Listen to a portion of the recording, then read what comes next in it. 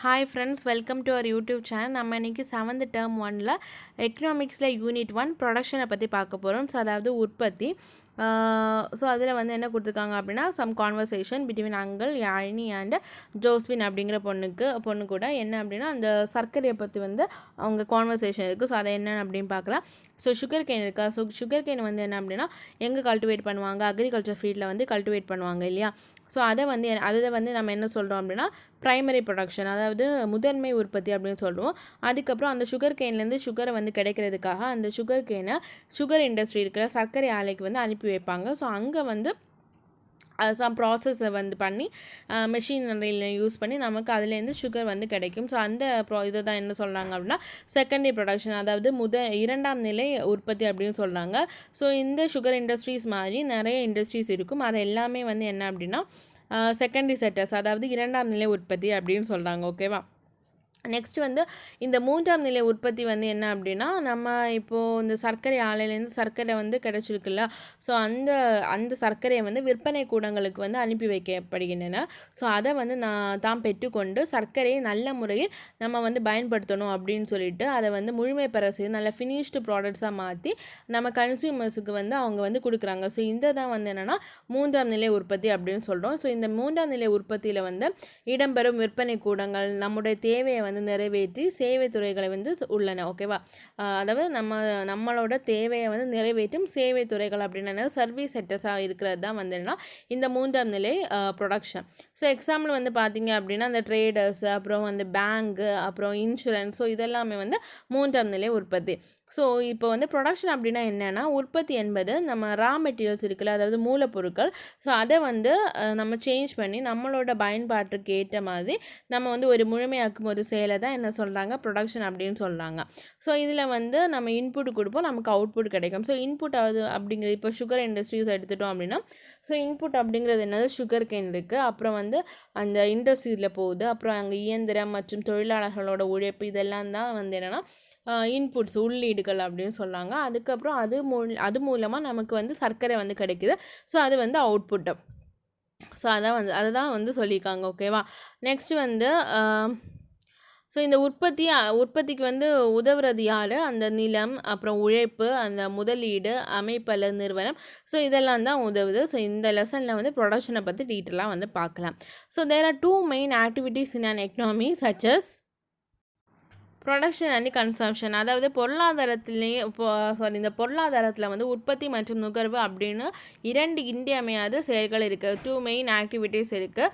So அதில் வந்து பார்த்தோம் அப்படின்னா இந்த ப்ரொடக்ஷன் அண்ட் கன்சம்ஷன் இருக்குல்ல, அதாவது உற்பத்தி மற்றும் நுகர்வு மாதிரியே வந்து அந்த எக்கனாமியில் வந்து ப்ரொடியூசர்ஸும் கன்சியூமர்ஸும் இம்பார்ட்டன்ட், அதாவது உற்பத்தியாளர் மற்றும் அந்த நுகர்வோரும் வந்து இம்பார்ட்டன்ட். ஓகேவா. ஸோ இவங்க 2 பேரோட இன்ட்ராக்ஷனில் தான் வந்து நமக்கு நல்ல ஒரு அந்த ப்ராடக்ட்ஸ் வந்து கிடைக்குது. அண்ட் கன்சியூமர் இருக்காங்களே, ஸோ அவங்கள வந்து can be both customer of the producers and suppliers to the producers. So இந்த கன்சியூமர் அதாவது நுகர்வோரை வந்து அந்த ப்ரொடியூசர்ஸ் அப்படின்னா உற்பத்தியாளர். ஸோ இந்த உற்பத்தியாளரோட வாடிக்கையாளராகவும் கஸ்டமராகவும் அந்த வழங்குபவர் அதாவது அந்த ப்ரொடியூசர்ஸுக்கு வந்து சப்ளையராகவும் இருக்கலாம். ஸோ இந்த 2 பிளேயும் வந்து பண்ணுறது கன்சியூமர் அப்படின்னு சொன்னாங்க. ஓகே. இந்த 2 இதையும் பண்ணுறது கன்சியூமர்ஸ் தான்.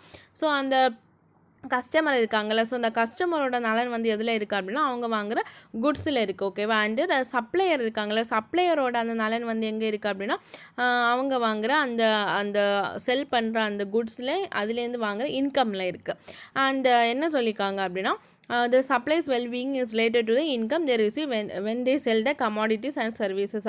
ஸோ கன்சியூமர் அப்படின்னா அவங்க வாங்குகிற குட்ஸில் அவங்களோட நலன் இருக்குது. அண்ட் கன்சியூமர்ஸ் அப்படின்னா கஸ்டமர்ஸோட அந்த நலன் வந்து அவங்க வாங்குகிற குட்ஸில், அந்த சப்ளையரோட நலன் வந்து அவங்க விற்ற பொருள்லேருந்து வர இன்கமில் இருக்குது.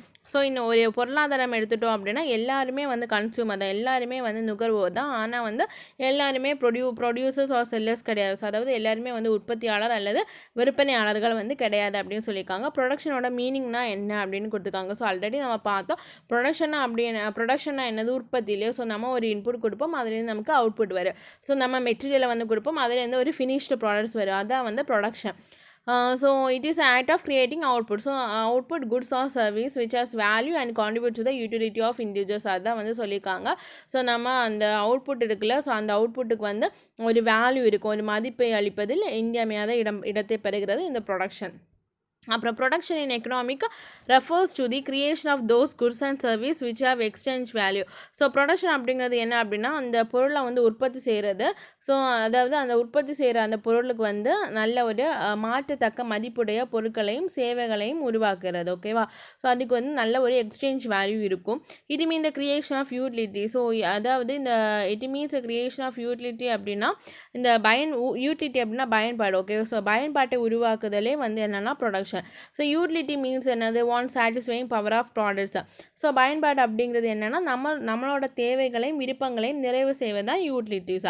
According to nature of utility they are classified into form utility, time utility and place utility அப்படின்னு மூணாக வந்து கிளாஸிஃபை பண்ணியிருக்காங்க. அதாவது ஃபார்ம் யூட்டிலிட்டி அப்படின்னா என்னது? வடிவ பயன்பாடு. அதுக்கப்புறம் டைம் யூட்டிலிட்டி அப்படின்னா என்னது? கால பயன்பாடு. அப்புறம் வந்து பிளேஸ் யூட்டிலிட்டி அப்படின்னா என்னது? இட பயன்பாடு அப்படின்ட்டு 3 கிளாஸிஃபை பண்ணியிருக்காங்க. அப்புறமா டைப்ஸ் ஆஃப் யூட்டிலிட்டியை வந்து பார்க்கலாம். ஸோ ஃபஸ்ட்டு வந்து ஃபார்ம் யூட்டிலிட்டி, அதாவது வடிவ பயன்பாடு. ஸோ ஒரு பொருளின் வடிவம் மாற்றப்படும் போது அதன் பயன்பாடு வந்து மிகுதியாகிறது. If the physical form of a commodity is change it's utility may increase. அதான் வந்து ஒரு பொருள் இருக்குது அப்படின்னா அந்த பொருளோட அந்த வடிவத்தை மாற்றும் போது அதோட வேல்யூ வந்து இன்க்ரீஸ் ஆகுது. ஸோ எக்ஸாம்பிள் வந்து என்ன கொடுத்துருக்காங்க? இந்த demand of use of cotton increases if it is converted into clothes. அதாவது இந்த பருத்தி இருக்குல்ல, ஸோ பருத்தியை கொண்டு நம்ம ஆடைகள் வந்து உருவாக்கப்படும் போது அதோட தேவை வந்து இன்க்ரீஸ் ஆகுது. அப்புறமா பிளேஸ் யூட்டிலிட்டி அப்படின்னா இட பயன்பாடு. So if A commodity is transported from one place to another it's utility may increase. So ஒரு பொருளை வந்து ஒரு இடத்துலேருந்து மற்ற இடத்துல வந்து கொண்டு செல்லும் போது என்னாகும் அப்படின்னா அதோட பயன்பாடு வந்து அதிகமாகிறது. எக்ஸாம்பிள் வந்து if A rice is transported from Tamil Nadu to Kerala it's utility will be more. So தமிழ்நாட்டிலேருந்து கேரளாவுக்கு அந்த அரிசியை வந்து எடுத்து செல்லும் போது அதோட வேல்யூ வந்து அங்கே அதிகரிக்கிறது. அப்புறமா டைம் யூட்டிலிட்டி அப்படின்னா கால பயன்பாடு. ஸோ கால பயன்பாடு வந்து என்னது? If the commodity is stored for future usage it's utility may increase. அதாவது ஒரு பொருளை வந்து எதிர்காலத்துக்காக நம்ம சேமித்து வைக்கும்போது அதோட பயன்பாடு வந்து என்ன ஆகுது அப்படின்னா இன்க்ரீஸ் ஆகுது. எக்ஸாம்பிள் வந்து என்னது? If agriculture commodities which are used by the consumer through all the year like paddy, wheat etcetera stored for future use it's utility increases. அதாவது ஸோ நம்ம யூஸ் பண்ணுற இந்த பேடி, வீட்டு, ரைஸ், நெல் அப்புறம் வந்து கோதுமை இது எல்லாமே வந்து சேமித்து வைத்தால் என்ன ஆகும் அப்படின்னா ஃப்யூச்சருக்கு வந்து யூஸ் ஆகும். அப்புறமா என்ன கொடுத்துருக்காங்க? Do you know Indian economy is a mixed economy. So இந்தியாவில் வந்து என்ன பொருளாதாரம் இருக்குது? கலப்பு பொருளாதாரம் இருக்குது. Private and public sector exist.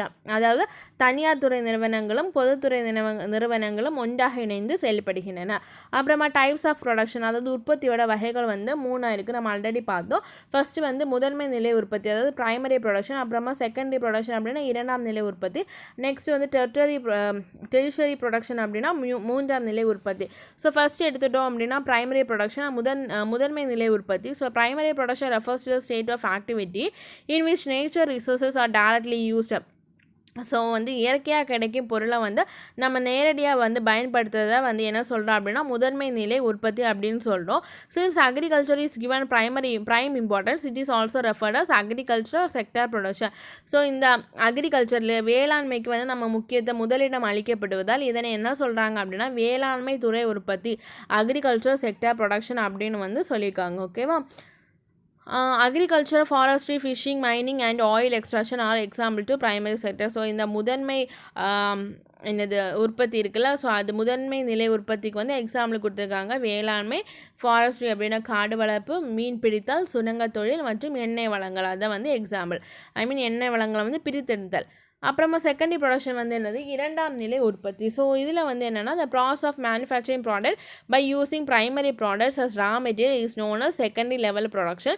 Since industries are given prime importance, it is also referred as industrial sector production. அதாவது முதன்மை நிலையிலிருந்து நம்ம பொருட்கள் இருக்கிற ரா மெட்டீரியல்ஸ், மூலப்பொருட்கள் இருக்கிற அதை வந்து பயன்படுத்தி நம்ம வந்து புதிய உற்பத்தி பொருட்களாக உருவாக்கும் செயல்பாட்டை என்ன சொல்கிறோம்? 2ஆம் நிலை உற்பத்தி அப்படின்னு சொல்கிறோம். ஓகே, அந்த ரா மெட்டீரியல் யூஸ் பண்ணி இன்னொரு ப்ராடக்டை வந்து ஃபார்ம் பண்ணுறதை நம்ம என்ன சொல்லலாம்? 2ஆம் நிலை உற்பத்தி அப்படின்னு சொல்கிறோம். ஸோ இந்த 2ஆம் நிலை உற்பத்தியில் எது அதிகமாக யூஸ் பண்ணோம் அப்படின்னா தொழிற்சாலைக்கு தான் வந்து அதிகமாக யூஸ் பண்ணுறோம். அதனால் இது என்ன சொல்கிறாங்க, இண்டஸ்ட்ரியல் செக்டார் ப்ரொடக்ஷன், அதாவது தொழிற்சாலை உற்பத்தி அப்படின்ட்டு வந்து சொல்லியிருக்காங்க. ஓகேவா? ஸோ ஃபஸ்ட்டு உள்ளதுக்கு என்ன சொன்னோம், நம்ம வேளாண்மை துறை உற்பத்தி. ஸோ இதுக்கு வந்து என்ன சொல்கிறோம், தொழிற்சாலை துறை உற்பத்தி அப்படின்னு சொல்கிறோம். அப்புறமா அந்த ஒரு பாக்ஸ் கொடுத்துருக்காங்க, முதன்மை மற்றும் இரண்டாம் நிலை உற்பத்தி. ஸோ அதில் வந்து காட்டன் அப்படிங்கிறது வந்து முதன்மை துறை. அதை வந்து காட்டன் இண்டஸ்ட்ரியில் கொண்டு போகும்போது அது வந்து இரண்டாம் இண்டஸ்ட்ரின்னு வந்தாலே வந்து என்னது இரண்டாம் நிலை இல்லையா? ஸோ அதுலேயே நமக்கு என்ன கிடைக்குது, கிளாத் வந்து கிடைக்குது. அப்புறமா அயன் ஓர், ஸோ இரும்பு தாது இருக்குது, அது வந்து முதன்மை இயற்கையாகவே கிடைக்கிறது முதன்மை துறை. அதை வந்து இரும்பு ஆலை அங்கே கொண்டு போய் என்னது அதை பிரிப்பாங்க. ஸோ அது வந்து இரண்டாம் நிலை உற்பத்தி. அதுலேருந்து என்ன கிடைக்குது, பொருளை வந்து தயாரிக்கிறாங்க. அப்புறமா manufacturing of car, clothes, chemical இதெல்லாம் வந்து எதுக்கு எக்ஸாம்பிள் அப்படின்னா இந்த செகண்டரி செக்டாருக்கான எக்ஸாம்பிள். ஓகேவா? இரண்டாம் நிலை உற்பத்திக்கான எக்ஸாம்பிள். அதுக்கப்புறமா மூன்றாம் நிலை உற்பத்தி. ஸோ மூன்றாம் நிலை உற்பத்தி அப்படின்னா tertiary production. So, tertiary production is known as the services which are not visible rendered by the teacher, doctor, etc. or to the economy. அதாவது சமூகத்தில் வந்து ஆசிரியர்கள், மருத்துவர்கள் போன்றோர் ஆற்றும் சேவைகள் தான் என்னன்னா மூன்றாம் நிலை உற்பத்தி. And banking, insurance, education, health sector இதுவும் வந்து மூன்றாம் நிலை உற்பத்தி தான். ஓகேவா? ஸோ இவைகள் கண்களுக்கு புலப்படாதவை. ஸோ அது வந்து கண்களுக்கு அவங்களோட அந்த டெடிகேஷன் வந்து நமக்கு தெரியாது. வங்கி, காப்பீடு, கல்வி மற்றும் பாதுகாப்பு இது எல்லாமே தான் என்ன சொல்கிறாங்க, சர்வீஸ் செக்டார் அப்படின்னு சொல்கிறாங்க. ஓகேவா? சேவை துறைகளுக்கான ஒரு எடுத்துக்காட்டாக சொல்லியிருக்காங்க. அப்புறமா ஒரு டூ யூ நோ வந்து கொடுத்துருக்காங்க, the most of the GDP gross domestic product of our countries contributed by the tertiary sector. So இதை நோட் பண்ணி வச்சுக்கோங்க. நம்மளோட நாட்டில் வந்து மொத்த உள்நாட்டு உற்பத்தியில் பெரும் பங்கு வகிப்பது எது அப்படின்னு கேட்டால் டெர்ஷரி செக்டார், மூன்றாம் நிலை அல்லது சேவை துறை உற்பத்திகள். அப்புறமா ஃபேக்டர்ஸ் ஆஃப் ப்ரொடக்ஷன், அதாவது உற்பத்திக்கான அந்த காரணங்கள் வந்து என்ன அப்படின்னு சொல்லிட்டு கொடுத்துருக்காங்க. So factors of production are known as inputs of production which are transformed into output or products. So இந்த உற்பத்திக்கான காரணிகள் வந்து என்ன அப்படின்னா உற்பத்தி என்ன வந்து உள்ளீடுகள் என்ன அழைக்கலாம். அதாவது ஃபேக்டர்ஸ் ஆஃப் ப்ரொடக்ஷனை நம்ம என்ன சொல்கிறோம் அப்படின்னா இன்புட் ஆஃப் ப்ரொடக்ஷன் அப்படின்னு சொல்லலாம். அது வந்து திரும்ப எதாவது மாறுது, அவுட்புட் இல்லைன்னா ஒரு ப்ராடக்டாக வந்து மாறுது. There are two main division of factors of production. So ரெண்டு டிவிஷன் வந்து கொடுத்துருக்காங்க, ரெண்டு காரணிகள் முக்கிய பிரிவை வந்து கொடுத்துருக்காங்க. இந்த காரணிகளில் ஃபஸ்ட்டு வந்து என்ன அப்படின்னா ப்ரைமரி ஃபேக்டர்ஸ் ஆஃப் ப்ரொடக்ஷன், அதாவது முதன்மை உற்பத்தி காரணிகள். அதுக்கப்புறம் வந்து derived factors of production or modern factors of production or secondary factors of production. So வந்து என்ன சொல்கிறாங்க அப்படின்னா பெறப்பட்ட உற்பத்தி காரணிகள், இல்லைன்னா இரண்டாம் நிலை உற்பத்தி காரணிகள், இல்லைன்னா நவீன உற்பத்தி காரணிகள் அப்படின்ட்டு வந்து பிரிச்சிருக்காங்க. So primary factors of production are land and labour. So இது வந்து கேட்கலாம். நிலம் மற்றும் உழைப்பு தான் வந்து என்னென்னா ப்ரைமரி ஃபேக்டர்ஸ் ஆஃப் ப்ரொடக்ஷன், முதன்மை உற்பத்தி காரணிகள். டிரைவ்டு ஃபேக்டர்ஸ் ஆஃப் ப்ரொடக்ஷன் வந்து கேபிட்டல் அண்ட் ஆர்கனைசேஷன். ஓகேவா? So derived factors of production அப்படின்னா என்னென்னா உற்பத்தி காரணிகள் அதை வந்து என்ன சொல்லுவாங்க, டிரைவ்டு ஃபேக்டர்ஸ் நம்ம இரண்டாம் நிலைன்னு சொல்லுவோம் இல்லை. ஸோ செகண்டரி ஃபேக்டர்ஸ் ப்ரொடக்ஷன் வந்து எதெல்லாம் அப்படின்னா capital and organisation. So capital அப்படின்னா என்னது, மூலதனம். அப்புறம் வந்து ஆர்கனைசேஷன் அப்படின்னா தொழில் அமைப்பு. ஸோ இது ரெண்டும் தான் வந்து என்னென்னா அந்த பெறப்பட்ட அல்லது இரண்டாம் நிலை உற்பத்தி காரணிகள், அதாவது டிரைவ்டு ஃபேக்டர்ஸ் ஆஃப் ப்ரொடக்ஷன் அப்படின்னு சொல்லியிருக்காங்க.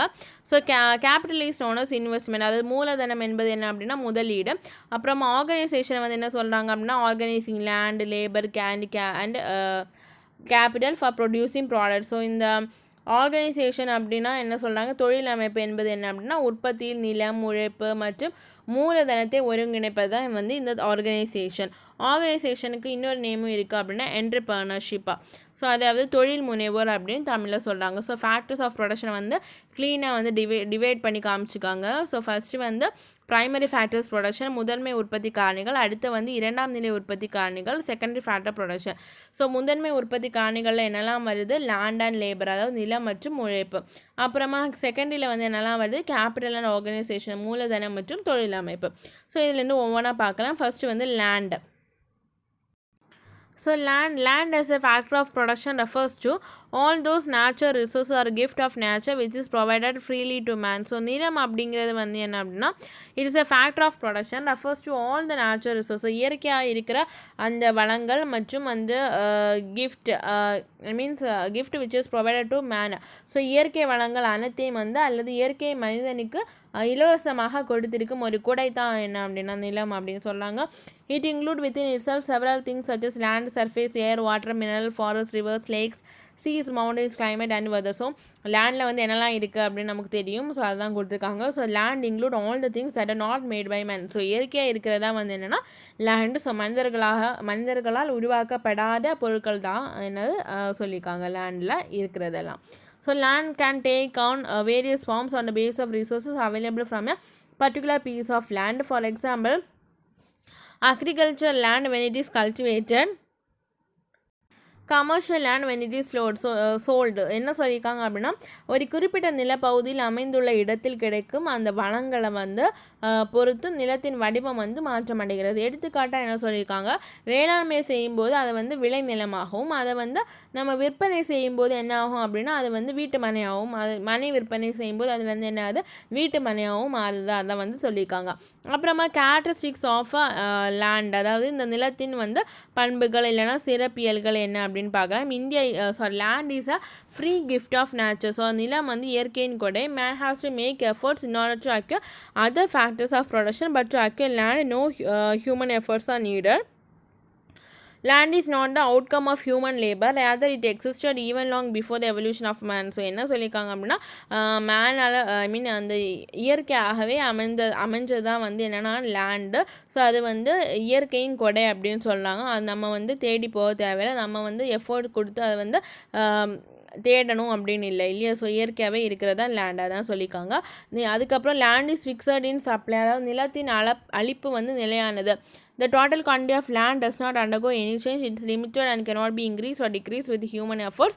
No alteration can be made in the surface area of the land. அதாவது நிலத்தின் வந்து அந்த மொத்த பரப்பளவே நம்ம வந்து எந்த மாற்றத்தையும் ஏற்படுத்த முடியாது. நம்ம அது வந்து இன்க்ரீஸ் ஆகவும் செய்யாது, டிக்ரீஸ் ஆகவும் செய்யாது, எந்த ஒரு அல்ட்ரேஷன் வந்து பண்ண முடியாது. அப்புறமா லேண்ட் இஸ் இம்பெரிஷபிள், அதாவது என்ன சொல்லியிருக்காங்க அப்படின்னா நிலம் வந்து அழிவில்லாதது அப்படின்னு சொல்கிறாங்க. All man-made things are perishable and these may even go out of existence, but land is imperishable, thus it cannot go out of existence. அதாவது மனிதனால் உருவாக்கப்பட்ட அனைத்து பண்டங்களும் வந்து அழிந்து போகக்கூடவே, ஆனால் நிலம் வந்து என்ன அப்படின்னா அழிவில்லாதது. ஸோ நிலத்தின் அழிப்பு என்று மாறாததாக அழிவற்றதாக உள்ளது. ஸோ நிலம் வந்து இம்பெரிஷபிள் அப்படின்னா அது அழியாதது. ஓகேவா. அப்புறமா land is a primary factor of production அப்படின்னு சொல்லியிருக்காங்க. ஸோ நிலம் வந்து என்ன அப்படின்னா ஒரு முதன்மை உற்பத்தி காரணி அப்படின்னு சொல்லியிருக்காங்க. So in any kind of production process we have to start with land. For example it helps to provide raw material for industries and produce crops. So எந்த ஒரு உற்பத்தி வந்து ஸ்டார்ட் பண்ணோம் அப்படின்னா நம்ம வந்து நிலத்துலேருந்து தான் ஸ்டார்ட் பண்ணுவோம். இப்போ வந்து ப்ரைமரி ப்ரொடக்ஷன் வந்து எங்கே கிடைக்குது, நிலத்தில். அதாவது நம்ம ரா மெட்டீரியல்ஸ் எங்கேருந்து கிடைக்குது, நம்ம நிலத்தில் வந்து வேளாண்மை செய்கிறதுனால தானே ரா மெட்டீரியல்ஸ் கிடைக்குது. ஸோ அதான் வந்து சொல்லியிருக்காங்க. லேண்ட் இஸ் இம்மூவபிள், நிலம் வந்து இடம் பெயராதவை இல்லையா. ஸோ இடம் பெயர கூடியதுண்டு. ஸோ அதை வந்து மூவ் பண்ண முடியாது லேண்டில். It cannot be transported from one place to another. For instance no portion of India surface can be transported to some other country. So என்ன சொல்லியிருக்காங்க அப்படின்னா அந்த நிலத்தை வந்து நம்ம ஒரு இடத்துலேருந்து இன்னொரு இடத்துல வந்து மாற்ற முடியாது. எக்ஸாம்பிள் வந்து என்ன சொல்லியிருக்காங்க அப்படின்னா இந்திய நிலப்பரப்பின் ஒரு பகுதியை வந்து வேற ஒரு நாட்டுக்கு வந்து எடுத்து செல்ல முடியாது. அப்புறமா வந்து என்னென்னா land has some original indestructible power, அதாவது நிலம் வந்து ஆற்றல் வாய்ந்தது.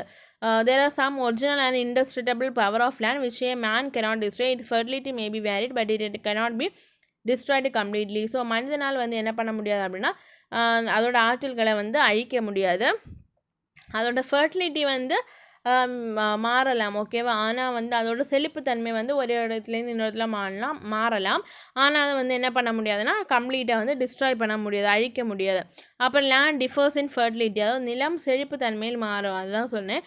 ஃபர்டிலிட்டி ஆஃப் லேண்ட் ஸோ ஒரு இடத்துல வந்து நல்ல செழிப்பாக இருக்கும், இன்னொரு இடத்துல வந்து அந்த லேண்டு செழிப்பு இல்லாமல் இருக்கும் இல்லையா. அதுதான் சொல்லியிருக்காங்க. ஸோ ஒரு piece of land may produce more and other may less. So ஒரு நிலத்தில் வந்து நல்ல விளைச்சல் இருக்கும், இன்னொரு நிலத்தில் வந்து விளைச்சல் வந்து கம்மியாக இருக்கும். அதுதான் as a gift of nature the initial supply price of land is zero. However when used in production it becomes scarce, therefore it fetches a price accordingly. So என்ன சொல்லியிருக்காங்க அப்படின்னா அந்த நிலம் அப்படிங்கிறது வந்து இயற்கையோட நன்கொடை. நிலத்தோட ஆரம்ப அளிப்பு வந்து 0 இருந்தாலும் அதை வந்து நம்ம ப்ரொடக்ஷனுக்காக யூஸ் பண்ணுற அந்த நிலம் வந்து நமக்கு போதுமானதாக இல்லை, ஸ்கேர்சிட்டி இருக்குது. ஸோ எனவே வந்து பற்றாக்குறையை பொறுத்தே சந்தையில் விலை பெறுகிறது. அப்புறமா உழைப்பு, labour is a human input to the production process. உற்பத்தி பாதையில் வந்து உழைப்பு என்பது மனிதனிடும் பொருளாகும். ஸோ நம்ம தான் வந்து என்ன பண்ணோம் அப்படின்னா உழைப்பு, நம்மளோட உழைப்புனால தான் வந்து என்ன ஆகும் அப்படின்னா நம்ம அந்த இன்புட் வந்து அவுட்புட்டாக வந்து கிடைக்கும் இல்லையா. ஸோ அதை வந்து சொல்லியிருக்காங்க. Alfred Marshall defines labour as a use of body or mind partly wholly with a view to secure an income apart from the pleasure derived from the work. So என்ன சொல்லியிருக்காங்க அப்படின்னா ஆல்ஃப்ரட் மார்ஷல் ஒரு பணியை வந்து ஒருவர் செய்வதால் அவருக்கு கிடைக்கும் மன நிறைவை மட்டுமின்றி அதனை செய்வதற்கு கைமாற எதிர்பார்த்து மனிதன் தன் உடல் அல்லது அறிவை முழுமையாகவோ பகுதியாகவோ பயன்படுத்தி மேற்கொள்ளும் கடும் முயற்சியை உழைப்பாகும். ஸோ உழைப்பு நம்ம வந்து எதுக்கு ஒர்க் பண்ணுறோம் அப்படின்னா நமக்கு வந்து இன்கம் கிடைக்கும் அண்ட் ஆல்சோ நமக்கு ஒரு மனநிறைவு கிடைக்கும். அதை தான் வந்து ஆல்ஃப்ரட் மார்ஷல் வந்து சொல்லியிருக்காரு. டூ யூ நோவில் வந்து என்ன சொல்லியிருக்காங்க அப்படின்னா Adam Smith is known as a father of economics. அதாவது பொருளியலின் தந்தை யார் அப்படின்னா Adam Smith. And his economics based on wealth. So அவரோட அந்த கோட்பாடு வந்து செல்வத்தை அடிப்படையாக கொண்டது. ஆடம் ஸ்மித்தோட அந்த கோட்பாடு வந்து எதை அடிப்படையாக கொண்டது? செல்வத்தை அடிப்படையாக கொண்டது. இவர் வந்து 2 ஒர்க்கு வந்து எழுதியிருக்காரு. ஒன்று வந்து the theory of moral sentiment 1759, அதாவது நன்னறி கருத்து உணர்வு கொள்கை. இன்னொன்று வந்து an inquiry into the nature and cause of the wealth of nature 1776. So அதாவது நாடுகளின் செல்வமும் அவற்றை உருவாக்கின்ற காரணிகளும் ஒரு ஆய்வு அப்படின்னு சொல்லிட்டு 2 நூல்களை வந்து எழுதியிருக்காரு. நெக்ஸ்ட் வந்து கேரக்டரிஸ்டிக்ஸ் ஆஃப் லேபர். ஸோ அதில் வந்து உழைப்பின் சிறப்பியல்கள் அப்படின்னு சொல்லிட்டு கொடுத்துருக்காங்க. Labour is more perishable than other factors of production. So மற்ற உற்பத்தி காரணிகளை காட்டிலும் உழைப்பு வந்து அதிகமாக அழியக்கூடியவை. It means labour cannot be stored. அதாவது அந்த உழைப்பை வந்து நமக்கு சேமித்து வைக்க முடியாது. The labour of an unemployed worker is lost for ever for that day when he does not have work. So அவங்களுக்கு வந்து ஒர்க்கு இல்லை அப்படின்னு சொன்னால் என்ன ஆகும் அப்படின்னா the labour of unemployed worker is lost for ever. So வேலை இல்லாத தொழிலாளியின் உழைப்பானது வந்து என்னென்னா அவர் வேலை செய்யாத நாளில் வந்து என்னப்படுது, இழக்கப்படுது. லேபர் வந்து நெய்தர் பி போஸ்ட்போன் நார் accumulated for the next day. So அந்த உழைப்பை வந்து திரட்டவோ இல்லது அடுத்த நாளுக்கு வந்து தள்ளி போடவோ வந்து முடியாது. It will perish. So once it is lost for ever. So ஒரு முறை இழந்தால் அது வந்து மீண்டும் திரும்ப பெற இயலாது. நெக்ஸ்ட் வந்து என்ன சொல்லியிருக்காங்க, labour is an active factor of production. So உற்பத்தியில் வந்து உழைப்பு அப்படிங்கிறது வந்து ஒரு செயற்படு காரணி ஆகும். And neither land nor capital can yield much without labor. So இந்த என்ன சொல்லியிருக்காங்க, நிலமோ மூலதனமோ உழைப்பு இல்லாமல் வந்து எந்த உற்பத்தியும் வந்து அளிக்க இயலாது. Labour is not homogeneous, skill and dexterity vary from person to person. So உழைப்பு வந்து ஒரே சீரானது இல்லை, அதோட திறமையும் பயிற்சி வந்து நபருக்கு நபர் வந்து என்ன ஆகும் அப்படின்னா வித்தியாசம் இருக்கும். ஓகேவா, மாறுபடும். Labor is mobile. Man moves from one place to another from a low paid occupation to high paid occupation. So labour is mobile அப்படின்னா என்ன பண்ணுவாங்க, உழைப்பாளர்கள் வந்து என்னது இடம் பெயரக்கூடியவை. ஏன்னா அவங்களுக்கு வந்து எங்கே அதிக ஊதியம் கிடைக்குதோ அங்கே தான் வந்து என்ன பண்ணுவாங்க அப்படின்னா அவங்க போவாங்க. ஓகேவா, அதுக்கு முன்னாடி ஒன்று நான் சொல்லன்னு நினைக்கிறேன். Labour cannot be separated from the laborer. அதாவது உழைப்பை வந்து உழைப்பாளரிடம் வந்து பிரிக்க முடியாது. அதுக்கப்புறம் தான் உழைப்பாளர்கள் இருக்காங்கள, உழைப்பு வந்து ஒரு இடத்துலேருந்து இன்னொரு இடத்துல வந்து போவாங்க. எதுக்காக அப்படின்னா அவங்களுக்கு வந்து ஒரு இடத்துல லோ பேமெண்ட் கொடுக்குறாங்க, இன்னொரு இடத்துல வந்து ஹை பேமெண்ட் கொடுக்குறாங்கன்னா அங்கே போவாங்க. Individual labour has limited bargaining power. So bargaining power அப்படின்னா தனியாக உழைக்கும் உழைப்பாளரிடம் வந்து பேரம் பேசுவாங்களா, அதான் வந்து பார்கெனிங். ஓகேவா, ஸோ அந்த ஆற்றல் வந்து குறைவாக இருக்கும். He cannot fight with employee for a rise in wage or improvement in work place condition. So அவங்களோட ஹையர் அஃபிஷியல்ஸ் கூட வந்து சண்டை போட முடியாது.